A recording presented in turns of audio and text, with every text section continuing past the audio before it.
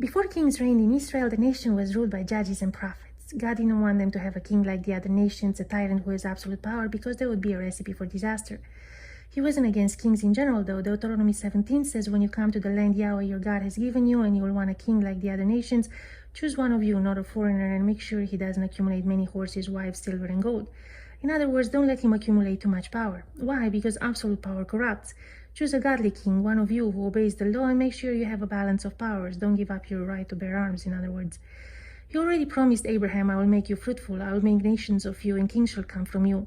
So when they went to Samuel saying, we want a king like the other nations, God said, go ahead, but don't come to me when this king will abuse and oppress you. They used the excuse that Samuel's 2 sons, whom he appointed as judges, perverted justice and had taken bribes, but God would have eventually dealt with them the way he dealt with Eli's sons, who treated God's offerings with contempt and slept with the women who served at the entrance of the tabernacle. So God said, all right, go ahead, but a king like the other nations will take a tithe of your products and flocks. That's over and above the tithe God requested for the tabernacle and the priests. He will take your sons and daughters and your servants in his service. He will do whatever he wants, set himself as God.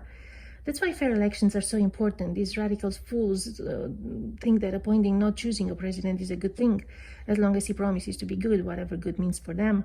I guess being able to do whatever they want. But if that president turns against them, then what? Who do you turn to? Don't come to me, God said. He was not forsaking the people as a nation, only the fools who wanted a man who to hold all the power. So we know Saul was the first king over Israel, but there was another one, Abimelech, Gideon's son, who ruled over a portion of Israel before that. After his great victory, the Israelites wanted to crown Gideon as king, but he humbly declined, saying, I will not rule over you, nor shall my son rule over you. The Lord shall rule over you. However, he fathered 70 sons with many wives and concubines, and one of them, Abimelech, ended up killing all of his stepbrothers, except one, Joram, with the help of the people from Shechem, and became their king. Joram prophesied, saying, you have chosen a thorn bush to give you shade, and he will destroy you by fire if you don't obey him. That's exactly what happened. He destroyed Shechem and scattered salt all over it. When the people retreated in a stronghold, he burnt it down with the people still inside. And God let it happen. They chose him. They helped him kill the 68 brothers. Now they reaped what they sown.